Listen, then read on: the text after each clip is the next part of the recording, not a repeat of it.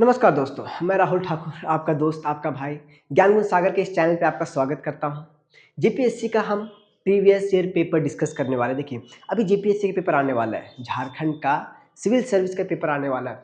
तो देखिए, उसके लिए ना जो अपना पीवाईक्यू रहता है, जेपीएससी के लिए जो अपना पीवाईक्यू रहता है, वो किसी भी एग्जाम के लिए बेस रहता है, एक स्तंभ का काम करता है। अगर आपका बेस ही अगर क्लियर ना हो तो एग्जाम निकालने में थोड़ी कठिनाई हो सकती है। तो देखिए, अभी हम जेपीएससी पेपर 1 डिस्कस करेंगे 2021 का। जो पेपर 2021 में हुआ था उसका पेपर 1 डिस्कस करेंगे। पेपर 2 भी इसका डिस्कस करेंगे नेक्स्ट लेक्चर में। ओके, तो ये लेक्चर में हम कोशिश करेंगे कि पूरा पेपर एक ही लेक्चर में खत्म कर दें। हालांकि इसका जो डिटेल एनालिसिस में लगता है, एनालिसिस में थोड़ा समय लगता है, ठीक है, एनालिसिस में थोड़ा समय लगता है, लेकिन हम कोशिश करेंगे कि एनालिसिस भी साथ में कर लें। ओके, तो हम कोशिश करेंगे कि हम जो टॉपिक है हम उसी में स्टिक रहें। ओके, हम उसी में स्टिक रहें। ओके, 200 मार्क्स का है। ओके, तो कोशिश कीजिएगा हर एक क्वेश्चन का आंसर देने के लिए। थोड़ा इसको बड़ा कर देते हैं। ओके,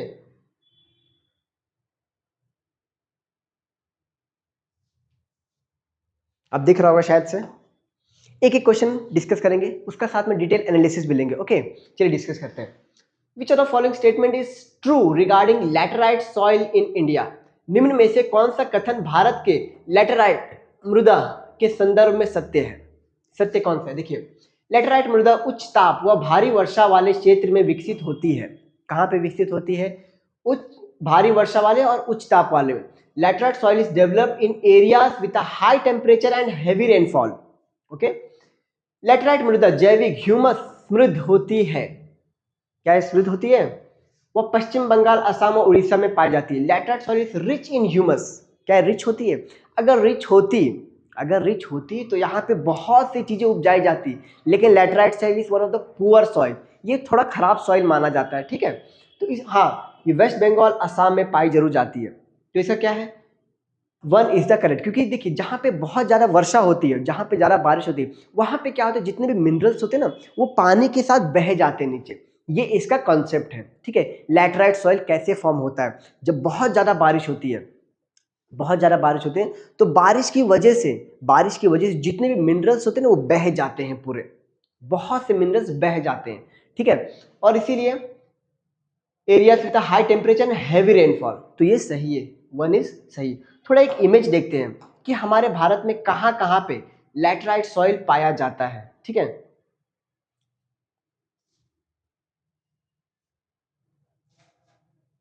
क्या लगता है कहाँ होगा लैटेराइट सॉइल? ये देखिए, ये है लैटेराइट सॉइल।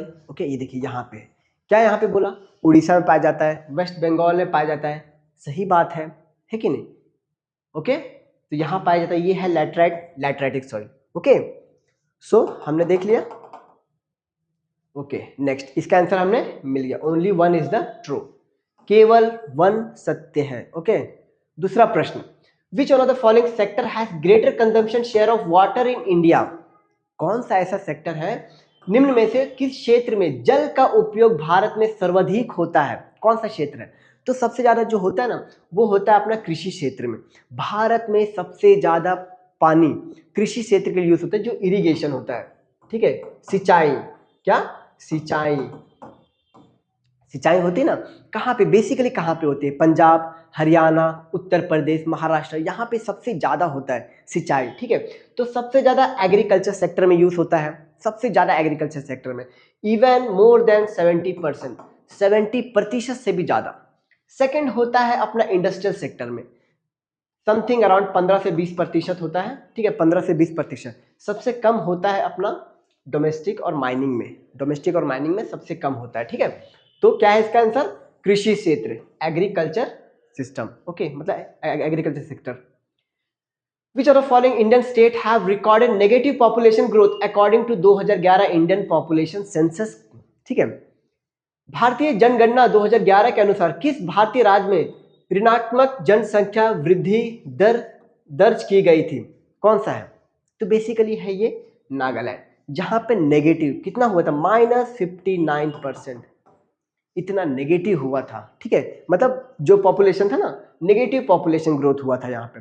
हालांकि अभी दुनिया में बहुत से ऐसे कंट्रीज है, जैसे इटली हो गया, जापान हो गया, यहाँ पे नेगेटिव ग्रोथ रेट चल रहा है। क्या हो रहा है यहाँ पे? नेगेटिव ग्रोथ रेट चल रहा है, बच्चे कम पैदा हो रहे हैं, और जो एजेड पॉपुलेशन, जल्दी ज़्यादा बूढ़े हो रहे हैं, ठीक है, तो बच्चे कम पैदा हो रहे हैं। तो यहाँ पे क्या है, नागालैंड -59%। ओके, क्या है, नागालैंड।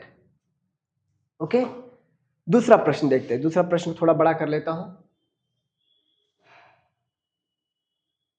चलिए ठीक। फिर से सेंसस वाला क्वेश्चन देखिए, अगर सेंसस वाला क्वेश्चन आ रहा है तो सेंसस एक बार अच्छे से पढ़ लीजिए। Okay, as per 2011 Indian population census which of the following state has largest number of towns in India. India में सबसे ज्यादा टाउन्स, मतलब लार्जेस्ट नंबर ऑफ टाउन्स कौन से स्टेट में था।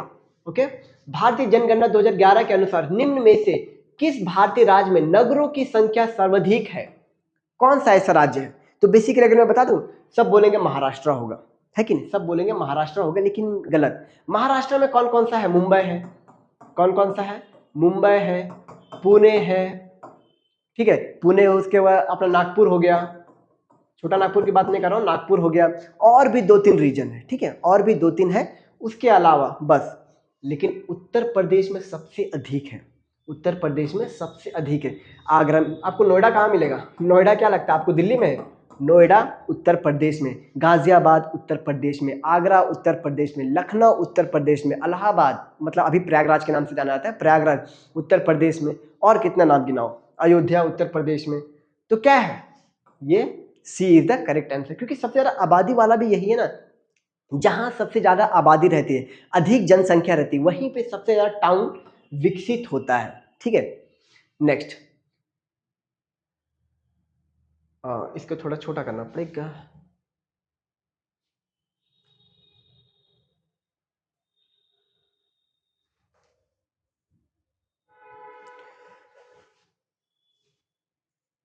छोटा करने के लिए इसको क्या करना पड़ेगा, हाँ मिल गया।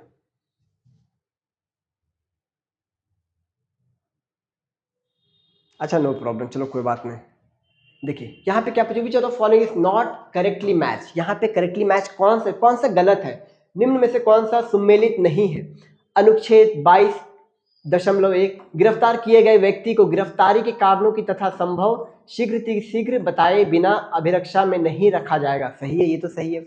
No person who is arrested shall be custody without being informed as soon as may be और if the ground of such arrest, ये सही है।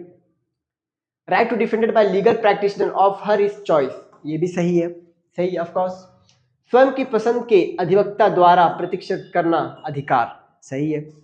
No law providing for preventive detention shall authorise the detention for a period of longer than 3 month, सही है। Without law वाला 3 month से ज्यादा नहीं रह, जब तक एडवाइजरी काउंसिल इसको नहीं बोल दे, ठीक है।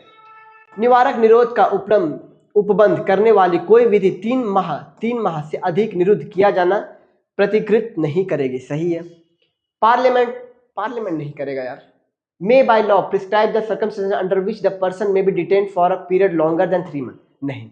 यहाँ पे मैजिस्ट्रेट का काम होता है, किसका काम होता है, मैजिस्ट्रेट का काम होता है, ओके, डीएम का काम होता है, मतलब सॉरी नॉट डीएम, जो मैजिस्ट्रेट रहता है, जो जुडिशियल मैजिस्ट्रेट रहता है, कौन, judicial magistrate, not DM, judicial magistrate, okay. So इसका आंसर क्या है, D is the correct answer, okay, D इसका सही आंसर है। अब ये वाला देखते हैं,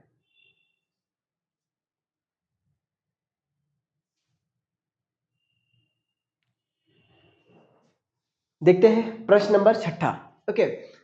मैं देख रहा हूं, पहले रिकॉर्डिंग तो हो रही है,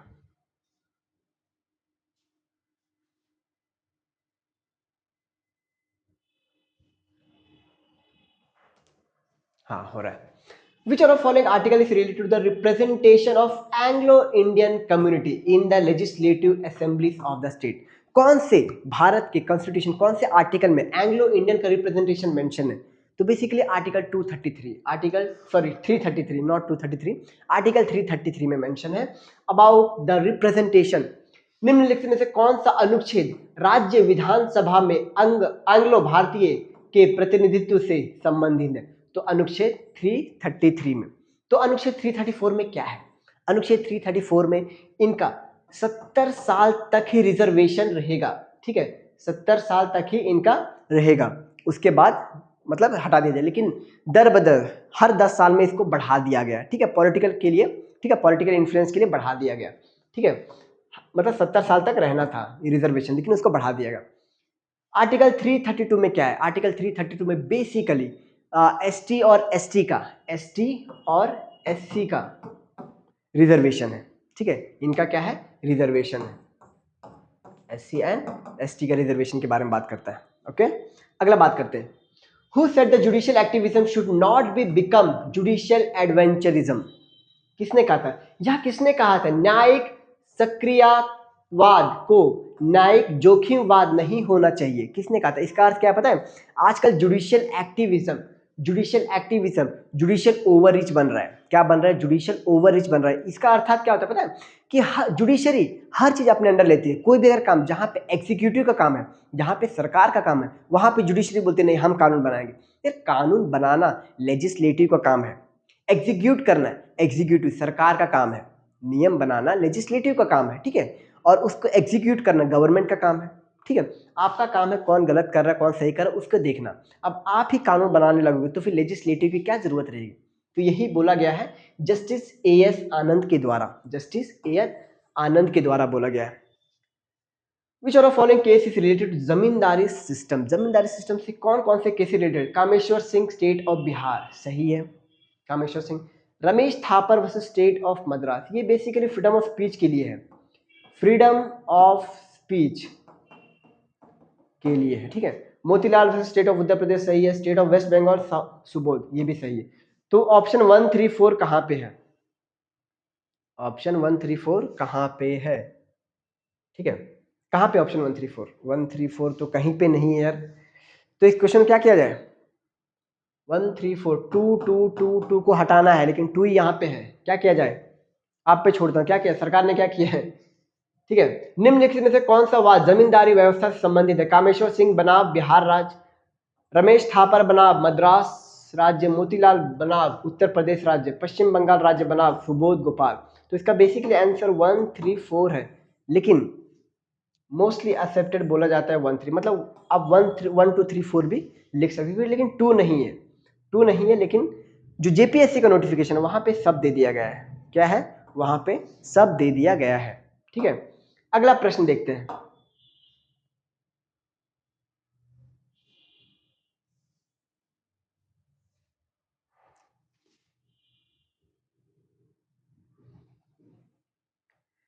ये वाला प्रश्न देखते हैं। यूनियन पब्लिक सर्विस कमीशन में agree to serve the need of the state, किसी भी राज्य को जब जरूरत पड़े तब वो यूपीएससी की सहायता ले सकता है।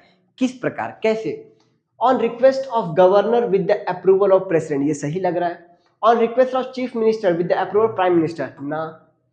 कि देखिए आर्टिकल 153 में मेंशन है, आर्टिकल 153, 152 के बाद 153, 154, ये सब के बाद मेंशन है कि कोई भी राज्य में कोई भी काम किया जाएगा वो गवर्नर के नाम पे ही किया जाएगा, राज्यपाल के नाम पे ही किया जाएगा। तो यहाँ पे हम चीफ मिनिस्टर कैसे ले सकते हैं? On the request of election commission का तो काम ही नहीं है। On the request of governor with the approval of prime minister, ना। तो A is the correct answer. Okay, Sangh Lok सेवा आयोग राज्य की आवश्यकताओं की पूर्ति के लिए सहमत हो सकता है राज्यपाल की मांग और राष्ट्रपति की संस्तुति पर। ओके,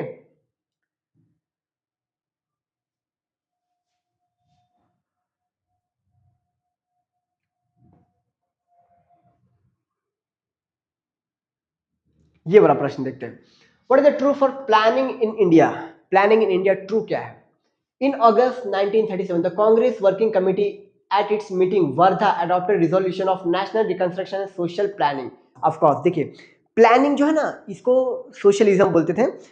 नेहरू हो गए, अपने सुभाष चंद्र बोस जी हो गए, इन लोगों ने सोशलिज्म एक्सेप्ट करना शुरू किया, सोशलिज्म एक्सेप्ट करना शुरू किया कराची सेशन से। ओके, सोशलिज्म एक्सेप्ट करना, अब वहां पे प्लानिंग को भी इन्होंने उसमें मर्ज कर दिया, ठीक है।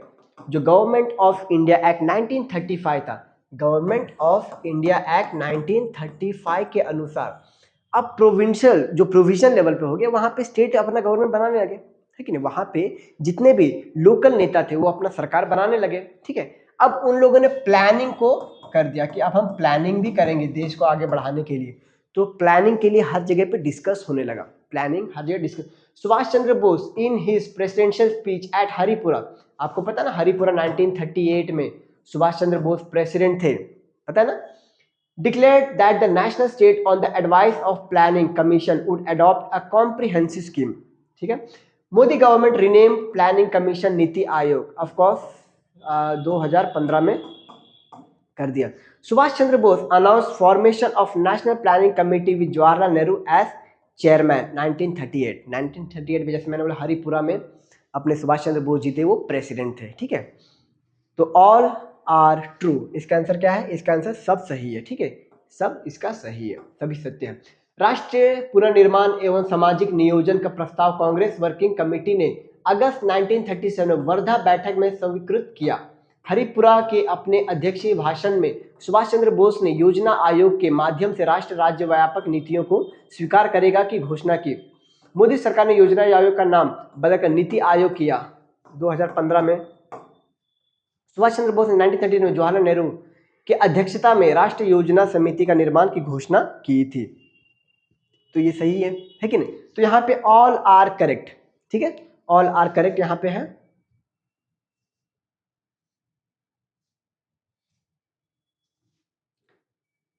अब ये देखते हैं, who is the author of the book Democracy and Development in India from Socialism to Pro Business. अब यहाँ पे पुस्तक की बात की गई, कौन सा बुक, ठीक है, उसके बारे में बात की गई है। अब यहाँ पे लेखक और उसके लिटरेचर की बात की जा रही है, ठीक है। Democracy and Development in India from Socialism to Pro Business नामक पुस्तक लेखक कौन है। तो ये इसके है बेसिकली अतुल कोहली। किसने लिखा है, अतुल कोहली। इन्होंने ऑक्सफोर्ड मतलब 2009 में ऑक्सफोर्ड यूनिवर्सिटी इसे पब्लिश किया था। कौन सा, इस बुक को ऑक्सफोर्ड यूनिवर्सिटी ने 2009 में पब्लिश किया था, ठीक है। तो यहाँ पे बताते थे कि इंडिया कैसे मतलब पहले democracy and Development in India from socialism, कैसे नेहरू के टाइम से सोशलिज्म से प्रो बिजनेस अडॉप्ट करना शुरू किया। चाइना कैसे डेवलप हुआ, चाइना भी पहले सोशलिज्म कम्युनिज्म था, बाद में धीरे धीरे प्रो बिजनेस, तभी तो चाइना डेवलप हुआ ना। तो फिर जब गवर्नमेंट को बात समझ में आया कि देखिए किसी भी देश को अगर बड़ा बनना है, डेवलप नेशन बनना है, तो पहले आर्थिक विकास जरूरी है, पहले इकोनॉमी उसका डेवलप करना ही पड़ेगा। और इकोनॉमी डेवलप करने के लिए जो लेजेस्ट फेयर पॉलिसी है, जो बिजनेस में मेजरली यूज होता है, ठीक है, उसको अडॉप्ट करना शुरू किया। ओके, तो कौन, अतुल कोहली ने लिखा। Okay, which one is not true for good governance. Good governance के लिए सही कौन सा नहीं है। सुशासन के संदर्भ में निम्नलिखित में से कौन सा सत्य नहीं है। Participation and rule of law, सही है, पार्टिसिपेशन होना ही चाहिए, पॉलिटिकल पार्टिसिपेशन, एग्जीक्यूटिव पार्टिसिपेशन, ठीक है, सिटीजन का पार्टिसिपेशन होना ही चाहिए, विदाउट पार्टिसिपेशन हो ही नहीं सकता, तो ये सही है। ट्रांसपेरेंसी एंड रिस्पॉन्सिवनेस, ट्रांसपेरेंसी होना चाहिए। जब किसी भी गवर्नमेंट में ट्रांसपेरेंसी नहीं होता उसे ऑर्वेलियन स्टेट कहा जाता है, ठीक है, जैसे अपना कम्युनिस्ट नेशन भी हो गया। इक्विटी एंड इंक्लूसिवनेस होना ही चाहिए, एजुकेशन में इंक्लूसिवनेस, अपना इकोनॉमिक प्लानिंग में इंक्लूसिवनेस होना ही चाहिए। रिलीजियोसिटी एंड इमोशनैलिटी नहीं होना चाहिए, वरना बहुत से ऐसे देश हैं जो रिलीजियोसिटी करके, जैसे ईरान हो गया, है कि नहीं, ईरान हो गया, और ये बहुत से देश हो गया, ईरान हो गया, पैलेस्टीन हो गया, और भी कुछ जो देश है जो धर्म के नाम पे ज्यादा। पाकिस्तान का हालत देख लीजिए ना, पाकिस्तान का हालत दीजिए, Pakistan is an Islamic nation भाई, सेक्युलर नेशन, ज़्यादा बेटर अच्छी तरीके से ग्रोथ होता है। जैसे भारत अभी दुनिया का फास्टेस्ट ग्रोइंग इकोनॉमी है, ठीक है, दुनिया का फास्टेस्ट ग्रोइंग इकोनॉमी है, ठीक है। तो रिलीजियोसिटी एंड इमोशनैलिटी नहीं होने, धार्मिकता एवं भावुकता नहीं होना चाहिए। इमोशनल अगर हो जाओगे किसी भी चीज के प्रति, सब ऑब्जेक्टिव रहना पड़ेगा आपको, क्या रहना पड़ेगा, ऑब्जेक्टिव रहना पड़ेगा, ठीक है। Next, a person shall not be disqualified for being chosen as a member of municipality। municipality basically 74th constitution amendment act के द्वारा आया था, 74th कॉन्स्टिट्यूशन अमेंडमेंट एक्ट के द्वारा आया था, जहां पे म्यूनिसिपैलिटी में जो एज रखा गया था वो 21 रखा गया था, at the age of 21। Okay, nagar palika का सदस्य चुने जाने के लिए कोई व्यक्ति निर्हित नहीं होगा अगर वो 21 वर्ष आयु सीमा के ऊपर है तो, ठीक है। अगला प्रश्न,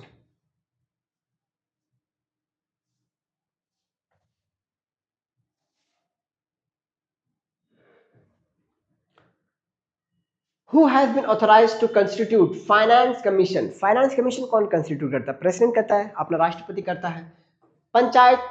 पंचायतों की वित्तीय अवस्था का मूल्यांकन करने के लिए वित्त आयोग के गठन का प्राधिकार किसे प्राप्त किया? यहाँ पे पंचायत मेंशन है।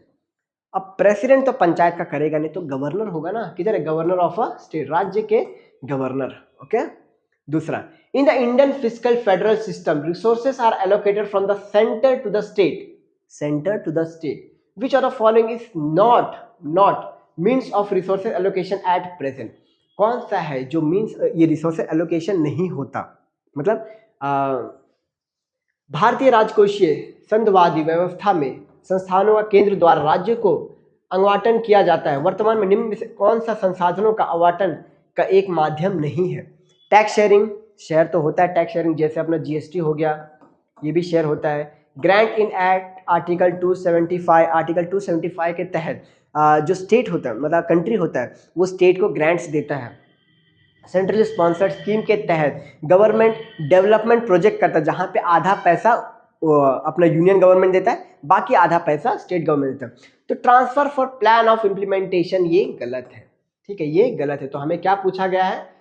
माध्यम नहीं है, तो ये माध्यम नहीं है। Okay. Under the constitutional provision of tax assignment in India, which of the following is a tax exclusively imposed and collected by the state? कौन सा है जो खाली स्टेट द्वारा कलेक्ट किया जाता है? भारत में कर निर्दिष्टीकरण के संवैधानिक प्रावधानों के तहत निम्न में से कौन सा कर है जो पूरी तरह राज्यों द्वारा लगाया और या वसूला जाता है? तो बेसिकली लैंड रेवेन्यू होता है, लैंड टैक्स होता है, ठीक है। लैंड रेवेन्यू पूरा का पूरा लगाया भी जाएगा स्टेट गवर्नमेंट द्वारा और उससे वसूला भी जाएगा, ठीक है। वो क्या करते हैं? इम्पोज भी करते हैं एंड कलेक्ट भी करते हैं, स्टेट गवर्नमेंट ही करता है, ठीक है। तो कौन है? भू राजस्व। ओके। अगला प्रश्न,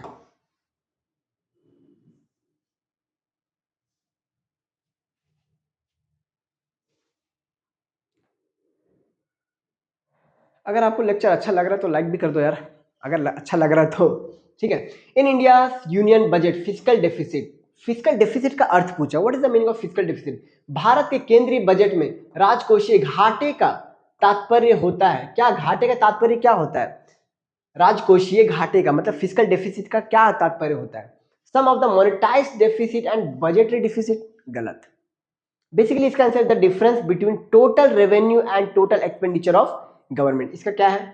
physical deficit is equal to total revenue, ठीक है, total revenue, total revenue minus total expenditure, total expenditure. जहां पे बोरोविंग्स भी आते हैं उसी को फिजिकल डेफिसिट बोला जाता है, जो हम बोरो करने वाले मार्केट से खरीदने वाले हैं। राजकोषीय घाटा बताता है कि सरकार को अपने खर्चों का पूरा करने के लिए कितने और पैसों की जरूरत है, ठीक है, तो ये सही है। Second 5 year plan of India was based on the economic model developed by, ये सवाल बहुत ही आसान है, पीसी महालनोबिस। अब यहीं पे अगर मैं पूछ दूं कि ये तो सेकेंड था, तो पहला कौन सा था? फर्स्ट किसके इसमें रखा गया था? बेस्ड ऑन द, ये किस मॉडल में था? तो पहला बेस था हैरोल्ड डॉमर मॉडल। कौन सा? Harold Domar model. भारत दूसरी पंचवर्षीय योजना, ठीक है, पीसी महालनोबिस द्वारा विकसित एक आर्थिक मॉडल पर आधारित थी, ठीक है। अब बेसिकली यहाँ पे हेवी इंडस्ट्री को क्या, यहाँ पे हेवी इंडस्ट्री को, यहाँ पे हेवी इंडस्ट्री को ये किया गया था कि हेवी इंडस्ट्री में हम ज्यादा पैसे लगाएंगे ताकि हमारा भी देश सोवियत यूनियन जैसा जो था ना उस समय, सोवियत यूनियन उसके जैसा ग्रोथ करे, क्योंकि उस समय सोवियत यूनियन अच्छा ग्रो कर रहा था। ओके। अगला प्रश्न हम देखते हैं, which of following is the correct order in which the mentioned measure of development were introduce? कौन सा था? तो basically per capita income, HDI अपना human development index and PQLI था। निम्न में से कौन सा क्रम सही है जिसमें दर्शित विकास के मापकों को प्रस्तावित किया गया था?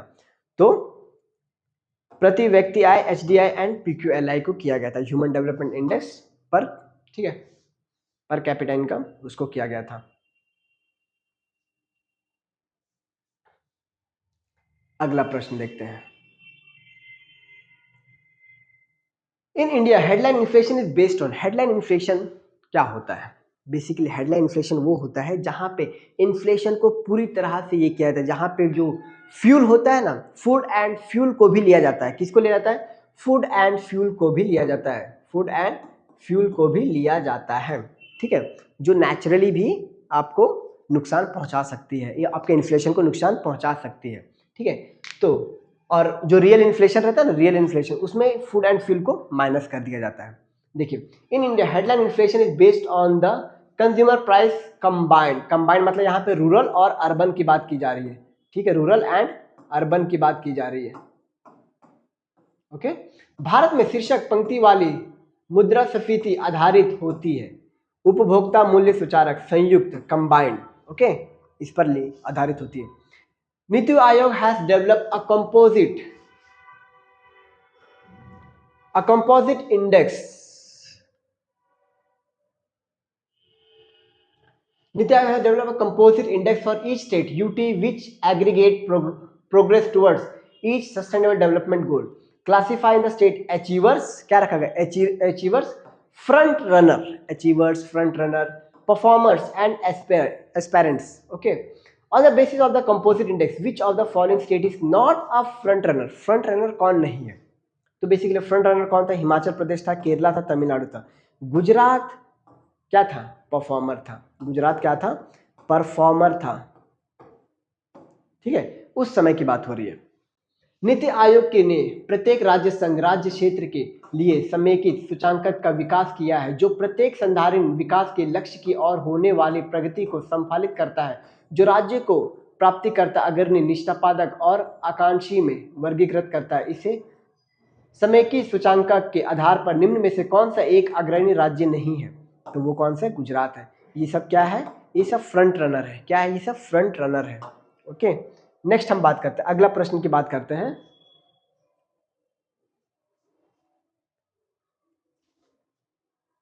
मैं इमेजेस भी ऐड करना शुरू कर दूं क्या? कर देता हूं, अगले इससे ऐड कर देता हूं, ठीक है। Under the government of India national air quality, NAMP की बात की जा रही है यहाँ पे। किसकी बात की जा रही है? नैम्प की बात की जा रही है, ठीक है। Covering 312 cities. अब यहाँ पे पूछ लेगा कि नैम्प कितना सिटीज कवर करता है, ये भी पूछा जा सकता है। Towns in 29 states and 6 union territory. अभी कितना है? अभी 28 स्टेट है और 8 यूनियन टेरिटरीज है। Of the country which of the following combination has been identified for the regular monitoring of all the location. कौन कौन से ऐसे पोल्यूशन है जिसको सरकार ने, मतलब नैम्प, ठीक है, National air Quality Monitoring Programme के द्वारा कौन कौन से ऐसे पोल्यूटेंट्स है जिसको बोला गया है कि हम इसे मॉनिटर करेंगे? तो बेसिकली कौन कौन सा है? Sulphur dioxide, nitrogen dioxide, suspended particular matter and fine particular matter, इसको किया गया है, ओके। देश में 19 राज्यों और 6 संघ राज्य क्षेत्रों में 312 शहरों कस्बों में अक्षादी भारत सरकार के राष्ट्रीय वायु गुणवत्ता मॉनिटरिंग कार्यक्रम के अंतर्गत निम्न में से किस मिश्रण को सभी जगहों पर नियमित मॉनिटरिंग करने के लिए चिन्हित किया गया है? तो सल्फर डाइऑक्साइड, नाइट्रोजन डाइऑक्साइड, निलंबित कणीय पदार्थ, ओके, और सूक्ष्म कणीय पदार्थ की बातें की गई है, okay. Which of the following body is not associated with the Braden-Wood twins? Braden-Wood twins मतलब क्या होता है पता है? जुड़वा, एक ही साथ दो बने, ठीक है। तो यहाँ पे बेसिकली बात हो रहा है IMF और वर्ल्ड बैंक का। लेकिन आपको पता है यूनाइटेड नेशन भी ट्विंस में नहीं आता। लेकिन क्या है ना, ये 1944-45 के आसपास आए, ये भी यूनाइटेड नेशन में 1946 में आ गया था, तो इसे कैलकुलेट किया जाता है, ठीक है। अब WTO आया 1995 में, उरुग्वे राउंड ऑफ कॉन्फ्रेंस के द्वारा। क्या? उरुग्वे राउंड ऑफ कॉन्फ्रेंस के द्वारा आया, उरुग्वे राउंड ऑफ कॉन्फ्रेंस के द्वारा आया WTO। पहले ये गैट के नाम से जाना जाता था। क्या नाम से जाना जाता था? पहले गैट के नाम से जाना जाता था, ठीक है। तो इसीलिए इसको कंसीडर नहीं करते, तो D is the correct answer, okay. विश्व व्यापार संगठन, निम्न में से कौन सी एक संस्था ब्रेटन वुड संस्थानों से संबंधित नहीं है? ओके, अगला प्रश्न देखते हैं।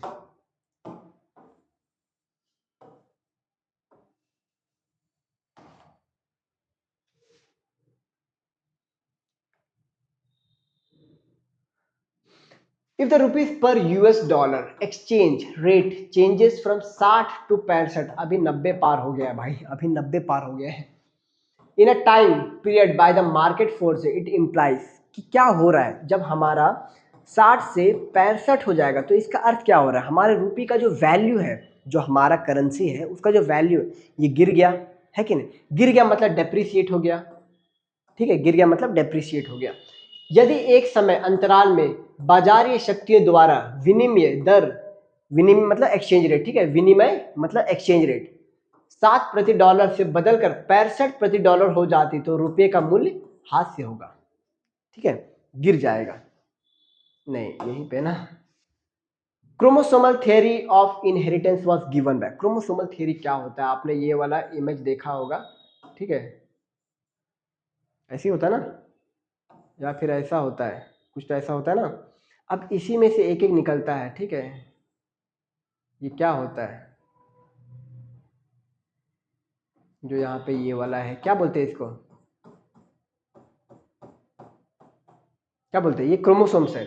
तो chromosomal theory of inheritance was given by, किसने दिया था, तो सुटोन एंड बोवेरी में दिया था, इसी के द्वारा। जो यहाँ पे ना जेनेटिक, यहाँ पे क्या होता है, ATGC होता है, ATGC और AUGC, adenine, guanine, thymine, cytosine, और इसको यहाँ पे यू है ना, इसको यूरासिल बोलते हैं। क्या बोलते हैं इसको, यूरासिल बोलते हैं, ठीक है। गुणसूत्रों की वंशागत का सिद्धांत दिया गया था, गुणसूत्रों की वंशागत का सिद्धांत दिया गया था सुटन एवं बोवेरी द्वारा, okay. Higgs boson are called as God particle बोला जाता है इसे, क्या, गॉड पार्टिकल, बहुत सूक्ष्म होता है, बहुत छोटा होता है। हिग्स बोसॉन को इसमें से क्या कहा जाता है, गॉड कण के नाम से जाना जाता है, गॉड पार्टिकल, गॉड कण के नाम से जाना जाता है, ठीक है।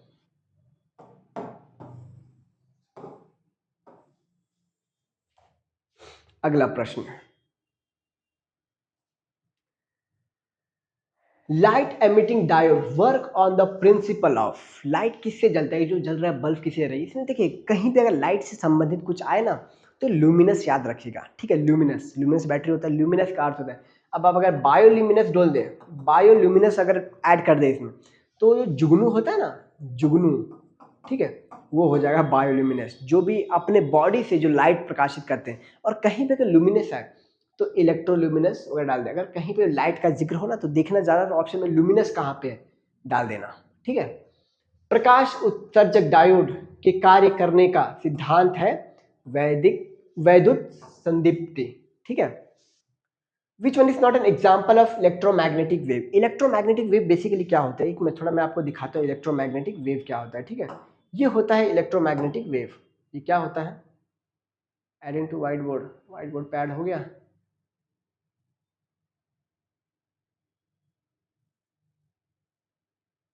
व्हाइट बोर्ड पे ऐड तो हो गया है।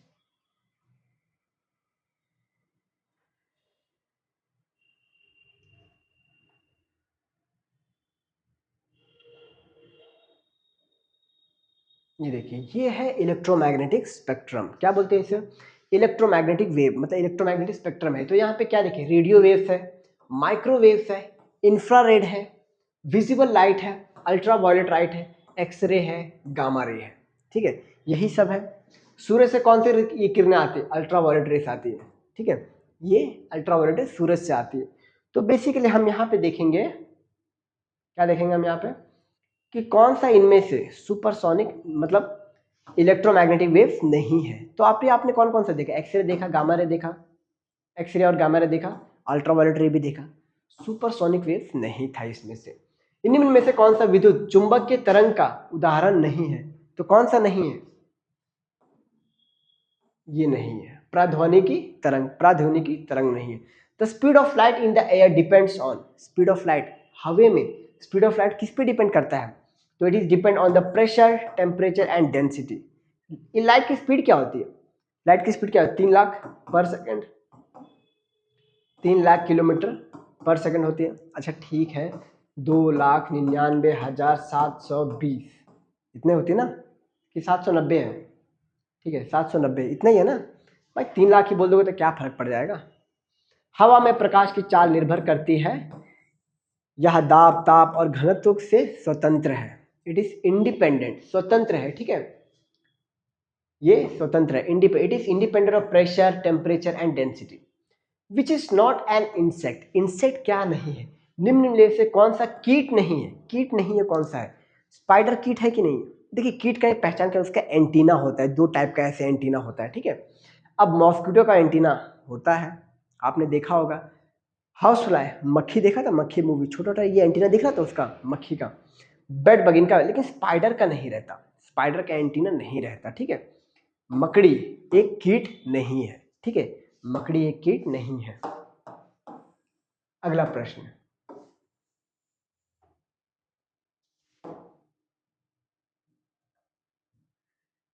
ये यूपीएससी में पूछा गया था एक बार, 2023 में पूछा गया था कि 2024 में, 2023 में यूपीएससी में पूछा गया। द बेसिक और unit of quantum information is, quantum information क्या होता है? बेसिकली क्यूबिट होता है, ठीक है। क्या होता है? क्यूबिट होता है, quantum bits, okay, quantum bits होता है। क्वांटम सूचना का मूल्य मात्रांक qubits. Cloud computing service does not include, cloud computing service does, आप क्लाउड कंप्यूटिंग सर्विस से क्या होता है? अब डायरेक्टली किसी भी, जैसे क्लाउड में आपका स्टोरेज वगैरह होता है, ठीक है, वो होता है cloud computing.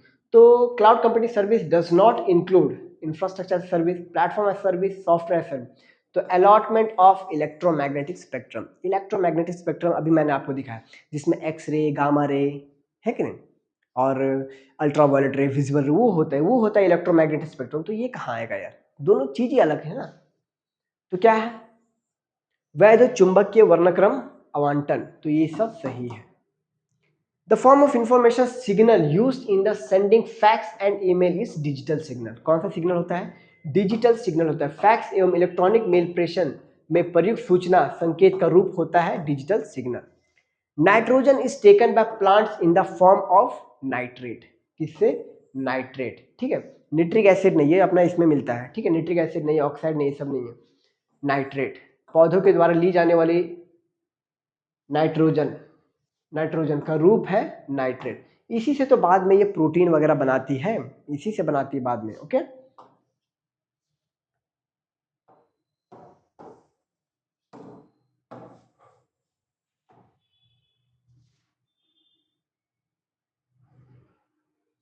The deadly disease of groundnut is, groundnut is मतलब क्या होता है पता? जो ग्राउंड नट का ये डेडली डिसीज कौन सा होता है? मूंगफली का अत्यधिक हानिकारक रोग है टिक्का। क्या होता है इसमें पता है क्या होता है? जो पत्ते होते हैं ना उसमें स्पॉट लग जाते हैं, ठीक है, और बहुत हानिकारक होता है, ठीक है, टिक्का रहता है इसका बेसिकली। क्या होता है? टिक्का इसका सही आंसर।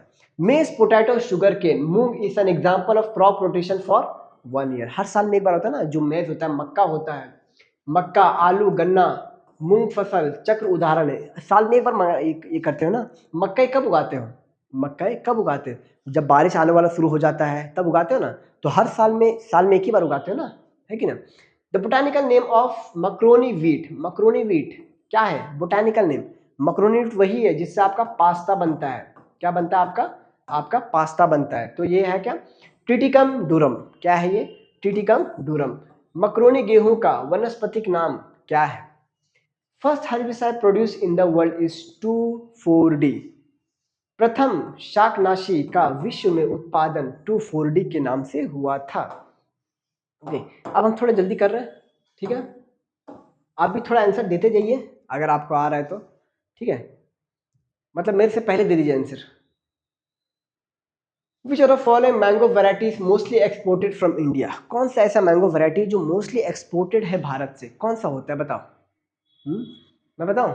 अल्फोंसो होता है। लंगड़ाम होता है ना, लेकिन अल्फोंसो सबसे ज़्यादा एक्सपोर्ट करते हैं हम, ठीक है। अल्फोंसो भारत से विदेशों में बहुतायत में निर्यात की जाने वाली आम कौन सी प्रजाति का है? वो अल्फोंसो है। In times of Mughal the region of Jharkhand was known as Kukra. क्या बोलते थे? कुकरा। मुगलों के समय झारखंड प्रदेश का कुकरा नाम था। क्या था इसका? कुकरा नाम के नाम से जाना जाता था। अतावी कब था पता है? अतावी अशोका के टाइम पे था। किसके टाइम पे? अशोका के टाइम पे था। अटावी अशोका के टाइम से था, अशोक के समय में था, ठीक है। The British enter into Jharkhand for the first time from the side of Singhbhum से आए थे। ब्रिटिश पहली बार सिंहभूम से आए थे, ठीक है। अंग्रेज का झारखंड में सर्वप्रथम प्रवेश सिंहभूम से हुआ था।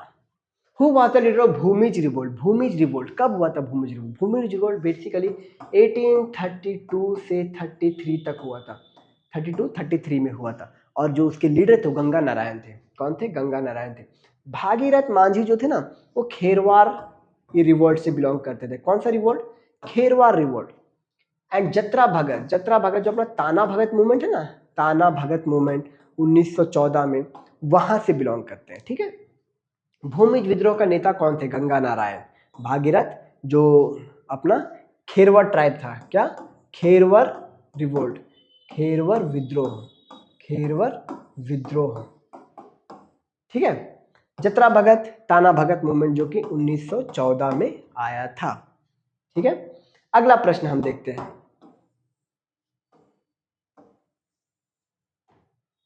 चलिए आगे अगला प्रश्न। The habitat of dash tribe known as Tanda. कौन से जो हैबिटेट है टंडा बोला जाता है? तो बेसिकली बिरहोर को बोला जाता है। देखिए हमारे झारखंड में टोटल 8 पीवीटीजीस है। क्या है? 8 पीवीटीजीस है। ठीक है। कौन कौन से हैं 8 पीवीटीजीस? असुर है, असुर है, बिरहोर है, असुर, बिरहोर, बिरजिया है। कौन? बिरजिया हो गया। ठीक है। फिर हो गया कोरवा हो गया, कोरवा हो गया, माल पहाड़िया हो गया, माल पहाड़िया हो गया, पहाड़िया हो गया, सौरिया पहाड़िया हो गया, माल पहाड़िया, पहाड़िया, सौरिया पहाड़िया, और क्या हो गया? सवार हो गया। कितना? 1 2 3 4 5 6 7 8। ठीक है, सवार। ठीक है, टोटल 8 है अपने भारत में पीवीटीजीस, पर्टिकुलरली वल्नरेबल ट्राइबल ग्रुप्स। और बेसिकली पीवीटीजीस क्या होता है पता है? पीवीटीजीस वो होते हैं जो अत्यंत पिछड़ा हुए हो, अत्यंत पिछड़े हुए हो। ठीक है। डैश आदिवासियों का निवास स्थान टंडा के नाम से जाना जाता है, तो बिरहोर है। Okay. Widow remarriage in dash tribe called Maiyari, तो क्या है? कोरवा। और कोरवा क्या है? एक पीवीटीजी है। ठीक है। क्या है? कोरवा। कोरवा आदिवासियों में विधवा पूर्ण विवाह को, ये पुनः विवाह को मयारी कहते हैं। क्या कहते हैं? मयारी कहते हैं। व्हाट डस घूम कुरिया मीन्स? घूम कुरिया मीन्स क्या होता है पता है? अ प्लेस ऑफ वर्शिप नहीं, प्लेस ऑफ वर्शिप को सरना कहते हैं। क्या कहते हैं? प्लेस ऑफ वर्शिप को सरना कहते हैं। क्रीमेटरी को तो बुरियल साइट्स कहते हैं। ठीक है। जो अपना सनाथ रहता है ना, ये सनाथ दास रहता है, उसको बोलते हैं। यूथ डॉर्मेट्री बेसिकली होता है। क्या होता है ये? और ये है ना डांसिंग, यहाँ पे एक होता है अखाड़ा, होता है अखाड़ा में बातचीत होती है, डांसिंग वगैरह भी होती है। ठीक है। यूथ डॉर्मेट्री, गु ये घूम कुरिया मतलब यू डॉर। यहाँ पे बताऊँ, जो भी ट्राइब्स के जो जवान लड़के लड़की रहते हैं ना, वहाँ पे बैठ के कल्चरल की बातें करते हैं, सॉन्ग्स की बातें करते हैं, जो भी कल्चरल ट्राइब्स को आगे बढ़ाने की बात होती है। ठीक है। या कल्चर प्रोग्राम सीखने की बात होती है। ओके। तो यूथ डॉर्मेट्री। ठीक है। युवा गृह बोलते हैं इसको। ठीक है। घूम कुड़िया का क्या तात्पर्य है? उसे युवा गृह बोलते हैं। ठीक है, युवा गृह बोलते हैं।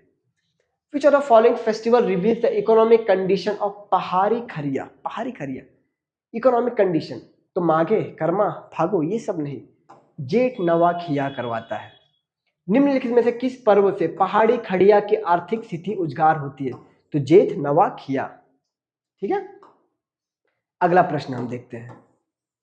अगला प्रश्न यहां से थोड़ा सा आसान हो जाएगा। क्या हो जाएगा? थोड़ा सा आसान हो जाएगा, और हम थोड़ा जल्दी जल्दी भी कोशिश कर रहे हैं। The caves of Palkot located in which? कहाँ पे है केव्स ऑफ पालकोट? तो बेसिकली गुमला में है, गुमला में। ठीक है।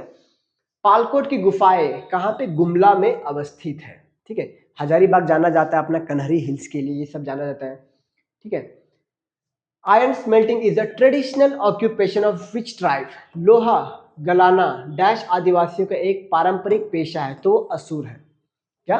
असुर। जब मुंडा ट्राइब से ना, मतलब अपना 300 या फिर 3000 बीसी के आसपास, 3000 नहीं, 3000 बहुत पुराना हो गया। जब फनी मुकुट राय थे ना, फनी मुकुट राय ने अपना नागवंशी कब स्थापित किया था? एडी के टाइम पे, 64 एडी के टाइम पे उन्होंने स्थापन किया था। उस समय जो असुर थे, असुर इनके जो सैनिक थे, उनके लिए हथियार बनाने का काम यही करते थे। ठीक है, असुर ट्राइब से करते थे। Which are the following places known as the village of temples? Village of temples अपने झारखंड में दुमका को कहा जाता है। दुमका नहीं है ना, तो मालुती मान लीजिए। मालुती भी कहाँ है? मालुती भी दुमका में ही है। मालुती कहाँ है? दुमका में ही है। ठीक है। निम्नकांतिक स्थानों में से किसे मंदिरों का नगर के रूप से जाना जाता है? तो मालुती के को जाना जाता है, जो कि दुमका में ही है। कहाँ पे है ये दुमका में है। Mount Kailash is situated on which of the following area? Mount Kailash कहाँ पे? माउंट कैलाश तो अभी तिब्बत में है ना, तिब्बत, तिब्बत। ठीक है, कहाँ पे है? तिब्बत है। ठीक है। उत्तराखंड में नंदा देवी है, उत्तराखंड में क्या है, नंदा देवी है। सिक्किम में कांचनजंगा है, ठीक है। नेपाल में अपना माउंट एवरेस्ट है, ठीक है। हिमालय जो में ये हिमालय की चोटी माउंट एवरेस्ट नेपाल में है, ठीक है। नेपाल और चाइना के बाउंड्री में है, ठीक है। चलिए, world's most problematic aquatic weed is, सबसे ज्यादा प्रॉब्लमैटिक कौन सा है, विश्व की सर्वाधिक समस्यात्मक जलीय घास फूस है कौन सा, इछोरनिया, क्या बोलते हैं, इछोरनिया बोलते हैं इसको, ठीक है। उल्फिया, ये सब ये मतलब अपना घास ही, ये सब वीड्स ही है, लेकिन सबसे खतरनाक ये है, ये इन्वेसिव एलियन स्पीशीज भी है, ठीक है। ये एलियन स्पीशीज भी है, जहां पे भी ये फैल जाता है वहां के जो लोकल नेटिव स्पीशीज होते हैं ना उनको खत्म कर देता है ये, ठीक है। और ट्रैपा मतलब क्या होता है पता है, अगर जेपीएससी दे रहे हो झारखंड से हो तो आपने पानी सिंघाड़ा सुना है, पानी सिंघाड़ा खाए ना कभी, पानी सिंघाड़ा वही होता है ट्रैपा। इसको चेस्टनट भी बोलते हैं। Which are the following combination of nuclear power plant state is wrong, कौन सा है, कुंदनकुलम तमिलनाडु में है, बेसिकली रशिया की मदद से बनाया जा रहा है। कायगा, कायगा उत्तर प्रदेश में नहीं, कायगा तो कर्नाटका में है ना, कायगा कहाँ पे, कायगा कर्नाटका में है, कर्नाटका, तो ये गलत है, ठीक है। तो यही वाला सही है इसके हिसाब से, कायगा उत्तर। निम्न में से परमाणु वन्य बिजली घर और राज्य का कौन सा मेल गलत है, तो ये गलत है। कलपक्कम कर्नाटका में है, ककरापर गुजरात में। Tax on sale of inherited property, inherited property मतलब आपके दादा से कौन सा आपको जमीन मिला, ठीक है, जमीन या घर जो मिला, तो टैक्स मतलब उसको जब बेचोगे तो ये किस केस में जाएगा, ठीक है। तो कहाँ पे आता है ये, कैपिटल गेन टैक्स में आता है, लैंड टैक्स में नहीं आता, ठीक है, कैपिटल गेन टैक्स में आता है। पूंजी लाभ कर, और ये बेसिकली जो ओनर रहता है ना वो देता है। वंशागत संपत्ति के बिक्री पर पूंजी लाभ कर लगता है। Which one of the following classical dance is in present form influence Mughal tradition, Mughal basically कहाँ थे, भारत में हर एक जगह पे थे मुगल्स, लेकिन ज़्यादातर ये कहाँ थे, दिल्ली आगरा यहीं पे थे ना ज़्यादातर मुगल्स। तो यहाँ पे आपको यूपी का कौन सा दिख रहा है, ये भरतनाट्यम है तमिलनाडु का, ठीक है। कथकली है अपना केरला का, ओके, सॉरी मोहिनीअट्टम केरला का है, कथकली भी है ना। तो बेसिकली जो कथक है ना ये यूपी का है, कहाँ का, यूपी का। तो यूपी में ज्यादातर मुगलों का ही था, ठीक है। तो कथक इज द सही।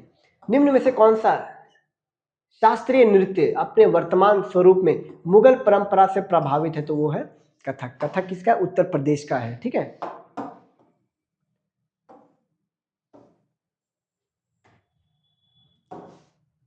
बहुत लंबा है यार, है ना।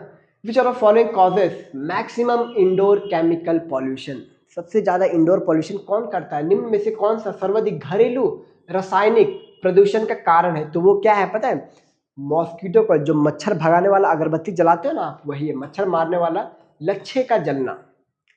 Which are following one of the ore of iron mineral, iron का कौन सा है, मैग्नेटाइट, हेमेटाइट, लिमोनाइट, सिडराइट, है ना। तो हेमेटाइट है ऑप्शन में, ये रहा, ठीक है, ये रहा haematite. Which are following is not a feature of urban life, urban life का फीचर क्या नहीं हो सकता, कंपटीशन तो है यार, अर्बन लाइफ में कंपटीशन तो है ही बेसिकली बहुत ज़्यादा। इम्पर्सनल रिलेशन, पर्सनल रिलेशन नहीं इम्पर्सनल रिलेशन होता है। बगल में कौन रहता है, बिल्डिंगें रहती है ना बड़े बड़े, तो बगल में कौन रहता है कोई जानता ही नहीं है, okay. Loss of humanistic value, मानवीय मूल का नाश, ये भी हो जाता है कभी कभी, ठीक है। तो इनफॉर्मल टाइप्स, वहां पे क्या होता है, not a feature of urban life. Informal types तो आपको विलेज में देखा जाएगा, गांव में देखा जाएगा, ठीक है, जहाँ पे चाचा मामा ये सब बोला जाता है। निम्न में से कौन सा शहरी जीवन का विशेषता नहीं है, तो अनौपचारिक संबंध नहीं है। Before 1947 26 January was called as, ये आपको ही पता है क्या बोलते हैं, पूर्ण स्वराज कहते हैं, क्या बोलते हैं इसको, पूर्ण स्वराज डे, पूर्ण स्वराज दिवस। 1947 से पहले 26 जनवरी को क्या कहा जाता था, पूर्ण स्वराज कहा जाता था, क्या कहा जाता था, पूर्ण स्वराज कहा जाता था।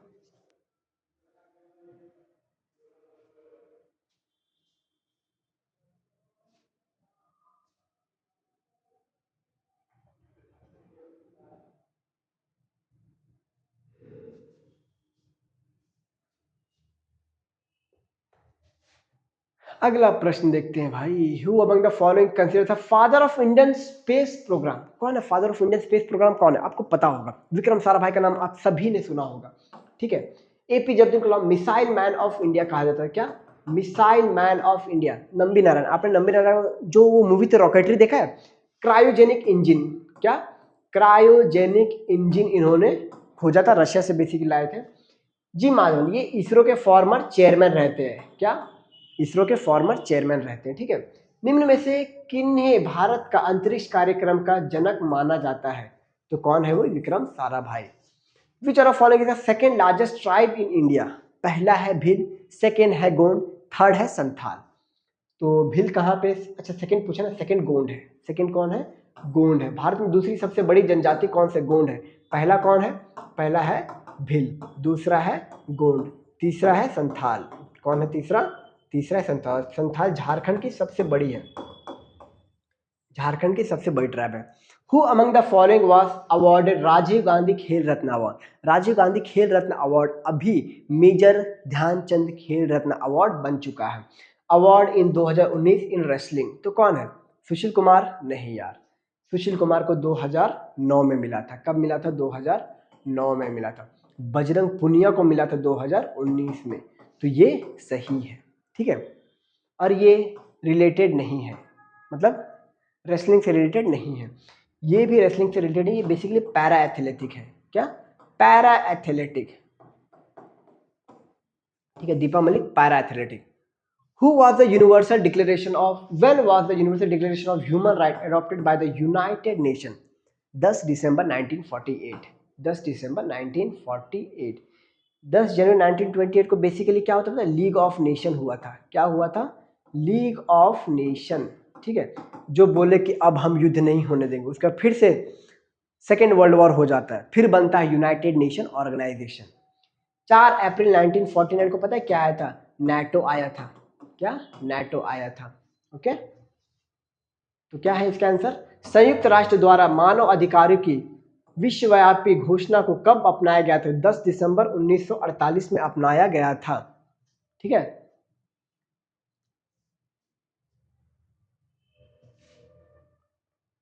अभी ये वाला देखा, British prime minister Winston Churchill receive Nobel prize for. अब देखो पीस के लिए तो मिलेगा नहीं, अंग्रेजों को पीस के लिए मिलेगा क्या? अंग्रेजों ने पीस कभी एस्टेब्लिश किया है? तो पीस हटा दो। फिजिक्स के लिए भी नहीं, इनसे लिटरेचर के लिए मिला था। किसके लिए मिले थे इसे? साहित्य के लिए मिला था, ठीक है। चर्चिल बहुत ही भयानक लेखक था ये, ठीक है। बहुत अच्छी अच्छी क्या लिखता था, लिखने में थोड़ा माहिर था ये। Among the following state which has highest forest density in India? कहाँ पे highest forest density? Basically Mizoram में है। और एरिया वाइज अगर बोला जाए, एरिया वाइज तो अपना एमपी में है, मध्य प्रदेश में। लेकिन अगर डेंसिटी बोला जाए तो मिजोरम में है। कहाँ पे है? मिजोरम में है, ठीक है। कहाँ पे? मिजोरम में। निम्नलिखित में से भारत के राज्यों में से कौन सा राज्य सर्वाधिक वंशादित है?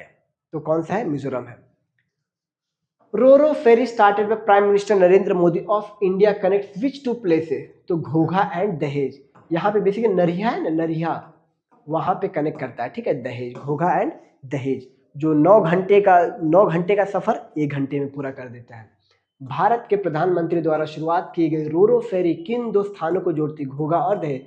बेसिकली गल्फ ऑफ खम्बट में है, बेसिकली गल्फ ऑफ खम्बट में है, ठीक है। जो अपना ये उड़ीसा वाला है ना,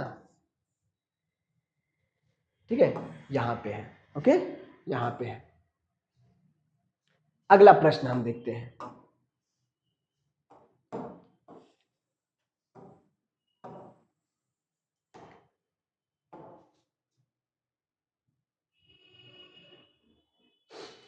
On which day the design of the national flag of India was adopted? किसने बनाया था डिजाइन ऑफ इंडियन फ्लैग? किसने किया था? पेंगली वेंकैया ने किया था, ओके। पेंगली वेंकैया 22 जुलाई 1947 को, हमारे जब भारत आज़ाद होता है 15 अगस्त 1947 से, उससे पहले किया गया था, ठीक है। 22 जुलाई 1947 को भारतीय राष्ट्रीय ध्वज के प्रारूप को किस दिन स्वीकार किया गया था? 22 जुलाई 1947। Who is the current chairman of national human right commission? अगर करंट अभी का पूछेगा तो ये है अपने रामा सुब्रमण्यम, अभी के। लेकिन उस समय के जब 2021 में ये प्रश्न आया था तो उसमें जस्टिस एल.एच. दत्तू थे, जस्टिस एल.एच. दत्तू थे, न्यायमूर्ति एल.एच. दत्तू। भारतीय राष्ट्रीय मानव अधिकार का वर्तमान अध्यक्ष कौन था? अभी तो अपना राम सुब्रमण्यम है, ये रामा सुब्रमण्यम। लेकिन उस समय न्यायमूर्ति एच.एल. दत्तू थे। तो ये इसका सही आंसर होता है। When was national disaster management authority form? Basically 2005 में फॉर्म होता है, जब 2004 का जो भीषण जो सुनामी आता है, ठीक है, जो भारत के सहित जो इंडोनेशिया और ये मालदीव्स वाले पूरे क्षेत्र को डुबा देता है, तब जाके इसका गठन होता है। राष्ट्रीय आपदा प्रबंधन प्रधि का गठन कब हुआ था? 2005 में हुआ था। ओके, चलिए थोड़ा सा स्पीड ले रहे हैं। ओके, थोड़ा सा स्पीड ले रहे हैं, ठीक है।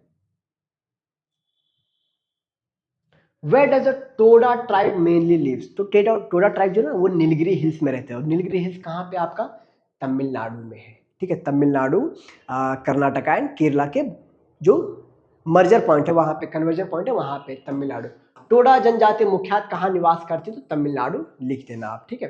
राजस्थान में कोई दूसरा रहता है, मनीषा हो गया, भील हो गया, ठीक है। जम्मू कश्मीर में अपना भूटियास हो गया, गुज्जारस हो गए, ओके। आसाम में तो बहुत से अलग अलग हो गए, बहुत से हो गए, मतलब नॉर्थ ईस्टर्न में बहुत अलग अलग है। What is the minimum land area recommended for the forest cover to maintain proper ecological balance in India?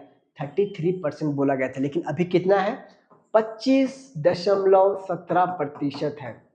सोचो 8% कम है। झारखंड में कितना है? 28%, मतलब बेसिकली 28 पॉइंट कुछ तो है, आप 29 भी लिख सकते हो, ठीक है। नहीं, 29.62 है, 29.62 है ना, 29.62 पर है, ठीक है। भारत में उचित पारिस्थितिक संतुलन बनाए रखने के लिए कितनी भूमि वनच्छादित होने की सिफारिश की गई? तो 33%। Which state has the highest potential for the development of solar energy? कहाँ पे? भादला कहाँ पे? गुजरात में है ना, गुजरात कहाँ पे, सॉरी हाँ राजस्थान में ना, भाडला, राजस्थान। तो सबसे ज्यादा highest potential for solar energy Rajasthan है। सेकेंड नंबर पे मध्य प्रदेश है, ओके। राजस्थान किस राज्य में सौर ऊर्जा विकास की सर्वाधिक क्षमता है? तो वो राजस्थान में है। Which of the following atomic power plants has largest installed capacity? तो तारापुर, तारापुर कहाँ पे है? महाराष्ट्र में है। कहाँ पे है तारापुर? महाराष्ट्र में है, ओके। निम्नलिखित में से किस परमाणु ऊर्जा ऊर्जा संयंत्र की स्थापित क्षमता सर्वाधिक है? तो तारापुर है। तारापुर कहाँ पे? महाराष्ट्र में। Which is the largest tribe in India? मैंने पहले बता दिया, लार्जेस्ट ट्राइब भील है। कौन है? भील है। भारत में सर्वाधिक जनजाति कौन सी है? तो भील है।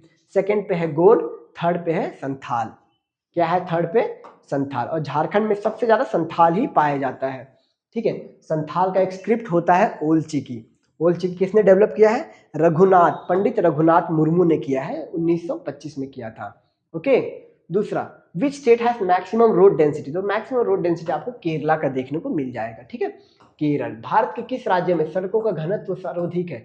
तो केरल में सबसे ज्यादा है। Where is Indian grassland and fodder research institute located? तो ये बेसिकली झांसी में है। कहाँ पे है? झांसी में है, ठीक है। भारत के चारागाह एवं चारा अनुसंधान संस्था कहाँ स्थित है? तो झांसी में है। Which is the largest natural port in India? तो लार्जेस्ट नेचुरल पोर्ट है अपना JNPT, जो कि मुंबई में है। कहाँ पे है? मुंबई में है। भारत के बृहत प्राकृतिक बंदरगाह कौन सा है? तो मुंबई है। Next, which Indian language spoken maximum in the world? World है हिंदी पे, भारतीय भाषा विश्व में सर्वाधिक बोली जाने वाली भाषा। अच्छा, दुनिया में हिंदी के बाद कौन सा भाषा भारतीय भाषा बोली जाती है? तो वो बोली जाती है बेसिकली बंगाली, ठीक है। और भारत में बंगाली 19% बोली जाती है, और हिंदी समथिंग अराउंड 44 से 49% बोली जाती है, लेकिन सबसे अधिक हिंदी फिर बंगाली बोली जाती है, ओके। बंगाली, ठीक है। दूसरा प्रश्न हम देखते हैं।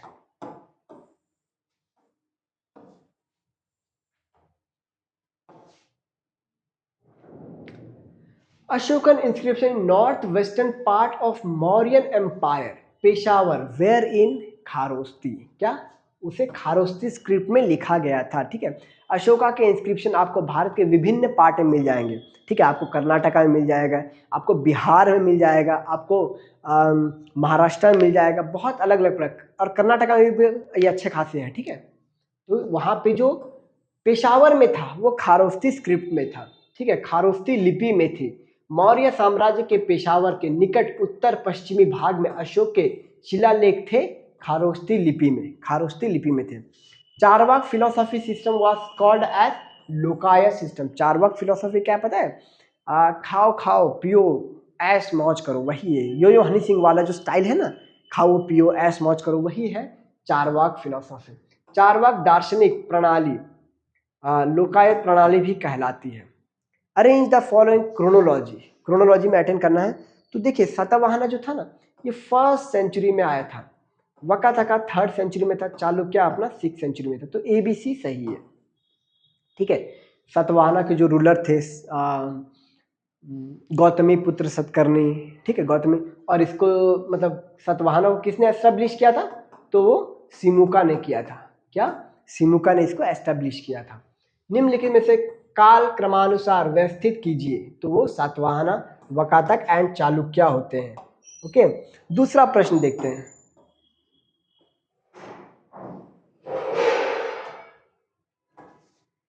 यह आ गया दूसरा प्रश्न। The foremost Indo Roman trading station in east India was Tamluk में था। कहाँ पे था? तामलुक, जो कि वेस्ट बंगाल में आपको मिल जाएगा। कहाँ पे? तामलुक। पूर्वी भारत में प्रमुखतः भारतीय रोमन व्यापारिक स्थान था Tamluk. A historical work Gaudavaha like Kalhana's Rajatarangi was written by Vakpati. किसने लिखा था? वकपति ने लिखा था। कब लिखा था? 8th सेंचुरी में लिखा था। कब लिखा था? 8th सेंचुरी में लिखा था। वकपति जो प्रतिहारा किंग थे यशोवर्मन, क्या? यशोवर्मन, उसी के कोर्ट में पोएट था, उसी ने लिखा था। ठीक है।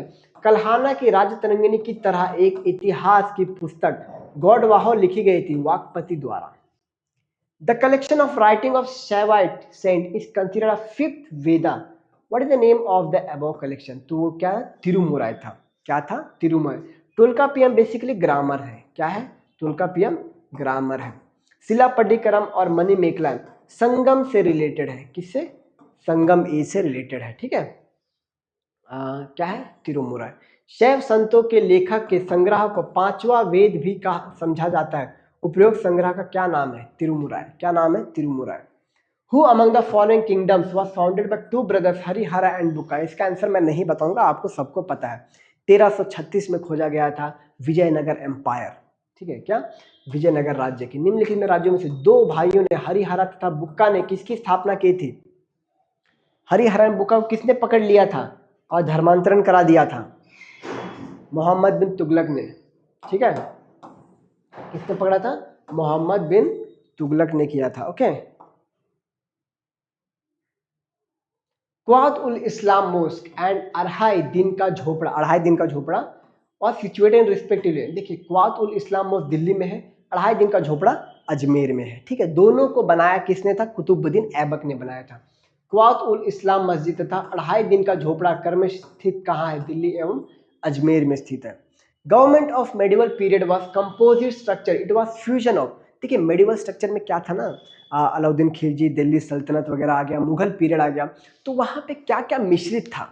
ठीक है। मध्यकाल सरकार की एक समग्र संरचना थी, ये विलय था पर्सो अरेबिक, टर्को मंगल, इंडियन एलिमेंट्स, टर्को मंगल सेंट्रल एशिया पर्शियन। तो ये बेसिकली इसका था पर्सियो अरेबिक। पर्शियन इनका लैंग्वेज था। ठीक है। कोर्ट लैंग्वेज था पर्शियन। अरेबिक, टर्को मंगल, जो टर्की मंगल से जो हथियार वगैरह, सैनिक वगैरह, ये सब वहां से मंगोल वगैरह से आते थे। ठीक है। तो फारस, अरबी, तुर्क, मंगोल भारतीय तत्वों का। Okay.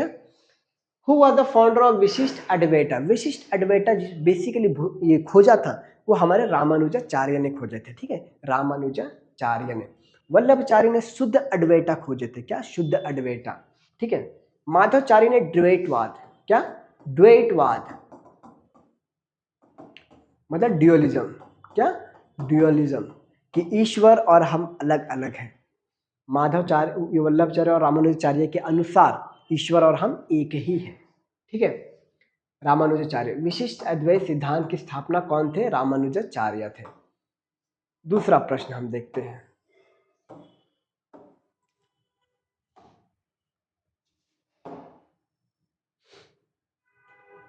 Permanent settlement ryotwari system of land revenue introduced respectively in Madras and Bengal. क्या? मद्रास एंड बंगाल में किया गया था। भू राजस्व की स्थानीय बंदोबस्त एवं रैयतवाड़ी प्रणाली क्रम में शुरू की गई थी मद्रास तथा बंगाल में। Arrange the following events history modern India in chronology order. चलो आप बताओ इसे क्या है इसका आंसर। स्वदेशी 19 अगस्त 1905 में किया गया था। लखनऊ पैक्ट 1916 में किया गया था। मॉर्ली मिंटो रिफॉर्म 1909 में किया गया था। Foundation of all India Muslim League दिसंबर 1906 में किया गया था। ठीक है, ढाका में किया गया था, बेसिकली ढाका में। ओके, क्या है इसका आंसर? पहला ए, फिर B, A D C B, A D C B, A D C B कहाँ पे है? डी डी यहाँ पे कट कर दो, A B, A C D B, क्या है? ए सी, ए सी पहले आ जाएगा, नहीं आएगा ना। फाउंडेशन देखो, कम्युनल और जो कम्युनल की वजह से उन्हें जो सीट मिलने लगा, ठीक है, तो वो 1909 में हुआ था। तो अगर इसका मतलब ये भी है 1909 वाला में ये मतलब है, तो ये बाद में आया था। तो ए C D B, A C D B ये भी हो सकता है। ठीक है, लेकिन अगर पहले इसको समझेंगे और बाद में इसको कि स्वदेशी मूवमेंट बहुत लंबा तक चला था। 1905 में शुरुआत तो जरूर हुई थी, 1905 में शुरुआत जरूर हुई थी, लेकिन चला था 1910 तक। ठीक है, 1910 तक चला। तो इसका आंसर आप D A C B, D A C B भी रख सकते हैं। ठीक है, बेसिकली जो जेपीएससी ने इसका answer D A C B रखा है। ठीक है, who have appointed first Indian education commission and in which year? तो पहला एजुकेशन कमीशन जो लाया गया था वो रिपन की था, रिपन, लॉर्ड रिपन 1882। प्रथम भारतीय शिक्षा आयोग की नियुक्ति किसने और किस वर्ष की थी? लॉर्ड रिपन ने 1882 में की थी। लॉर्ड रिपन ने 1882 में की थी। ठीक है, अगला,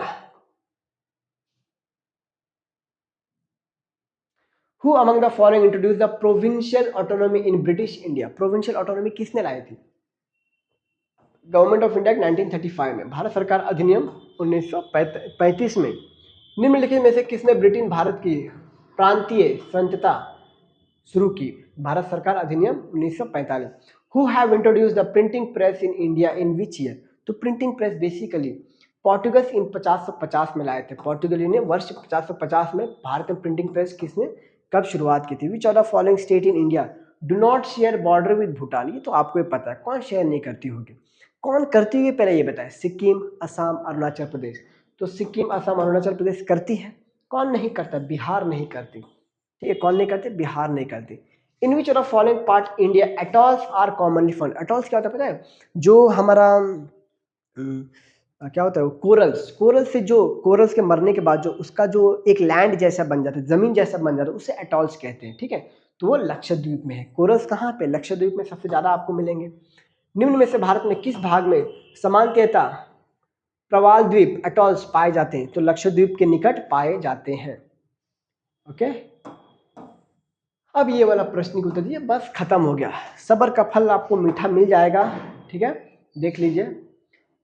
Indian satellite series INSAT is an example of meteorological satellite. कि कौन सा है? मीटियोरोलॉजिकल सैटेलाइट, मौसम विज्ञान संबंधित उपग्रह, INSAT. Which are of following characteristic feature is appropriate for Narmada river? Narmada river कहाँ पे होती है? क्या वो ग्लेशियल ऑरिजिन है?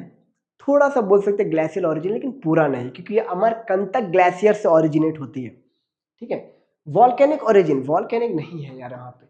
विंड ऑरिजिन नहीं, तो ये स्ट्रक्चरल ऑरिजिन है। यहाँ पे स्ट्रक्चरल ऑरिजिन, क्योंकि वहाँ पे रिफ्ट फैला हुआ है। क्या है वहाँ पे? रिफ्ट, जमीन दो हिस्सों में थोड़ा सा बटा हुआ है, रिफ्ट वैली इसको कहते हैं। ठीक है, संरचनात्मक मूल, निम्न में से कौन सा विशेष लक्षण नर्मदा नदी के लिए उपयुक्त है? ठीक है, संरचनात्मक मूल। Which are following coastal region in India receive rainfall from the north eastern monsoon? ये अपना भारत है, यहाँ से रेनफॉल सबसे ज्यादा किसको मिलता है? यहाँ से किसको मिलता है? तो कोंकण तो यहाँ पर है महाराष्ट्र के पास, मलाबार यहाँ पे है, गुजरात यहाँ पे है, तो कोरमंडल बचा ना, कोरमंडल यहाँ पे है, हो गया कोरमंडल कोस्ट। भारत में निम्न में से किस तटीय प्रदेश का उत्तर पूर्वी मानसून के वर्षा होती है? कोरमंडल तट। Which of following statement is true regarding earth movement? पृथ्वी के घूमने की निम्न में से कौन सा कथन पृथ्वी के गति के संदर्भ में सत्य है? तो कौन? Earth rotate in axis from west to east. West to east, of course west to east घूमती है। पृथ्वी के अपनी धुरी पर पश्चिम से पूर्व घूरने का कारण मौसम परिवर्तन होती है। ठीक। Earth revolution around the sun result into occurrence of day and night. सही बात है। पृथ्वी के सूर्य के चारों ओर चक्कर लगाने के कारण धरती पर रात और दिन होते, तो यह दोनों सत्य है। Both 1 and 2 are true. ठीक है, दोनों सत्य है। तो 100 क्वेश्चन हमने कर लिया, हमने 100 क्वेश्चन कर लिया। ठीक है दोस्तों, एक सेकेंड, हाँ